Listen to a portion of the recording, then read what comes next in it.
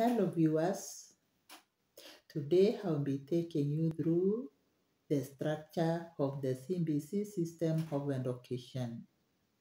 Remember, the 844 system of education is clearing, and it is important for us teachers to catch up with all what it pertains the C.B.C system of education so that we can be able to help our learners in class.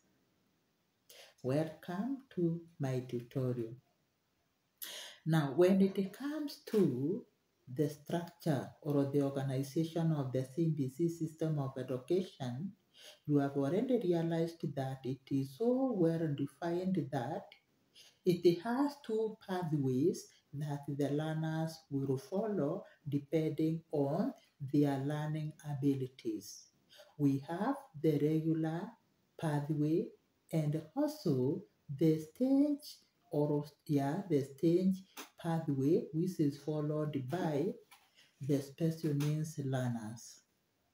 Just special needs learners includes those with intellectual disability, those with deaf or those who are deaf and blind, those who suffers from autism, those who suffers from cerebral palsy, or they have multiple disabilities. Remember, these learners can learn, but they cannot enter the regular pathway of learning. So the two pathways we are talking about are here. We have the regular where the learners enter according to their and learn according to their age.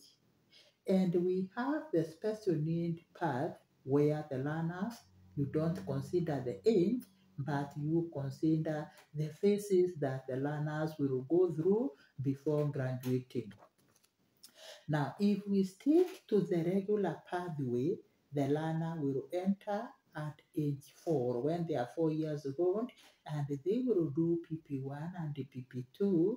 Then at age 6, they will go to the lower primary and spend or learn in grade 1, grade 2, grade 3, and proceed to upper primary. Proceed to upper primary for 3 years, then proceed to lower secondary for 3 years also, and when they are graduating from here, they will now go to senior secondary here to specialize. They will go here to specialize where some will take art, sport, and sciences. Another group will go to do social sciences. Another group will do STEM, or what we call science, technology, engineering, and mathematics. And after they are through for 3 years here, they will have sharpened their skills so well, they will have nurtured their abilities and potentials to professional talent, and they will proceed either to higher institutions of learning to further the same, or they will proceed to the world of work. Check the arrow here. They will proceed to the world of work and start working. Those who will go to the higher institution of learning will graduate, and when they land in the world of work, you can see the arrow here, they can always bounce back, maybe to further their learning. Then, this other stage or this other pathway, the learners will just be taught basic skills, life skills of maybe dressing, maybe eating, and as they advance, they will be given technical training.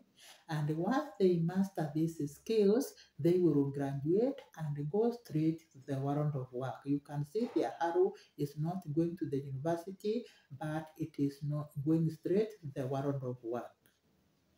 But something is here. Check these arrows down here. There is an arrow pointing towards this pathway of the special needs and another one towards this area, which means a learner in class of regular could be identified as a learner who deserves this pathway, and then this learner should be taken here. But there must be caution here. The teacher cannot do that alone. It will require a group of these specialists to do that placing of the learner. It will require the learner himself, the parent of the learner or the guardian, then the special teacher, then the curriculum support officer, SNE, then the psychologist, the speech therapist, the occupational therapist, the psychologist, and the social workers to examine this learner who is here, who is supposed to be in this pathway, to say or conclude that the learner is fit for this pathway.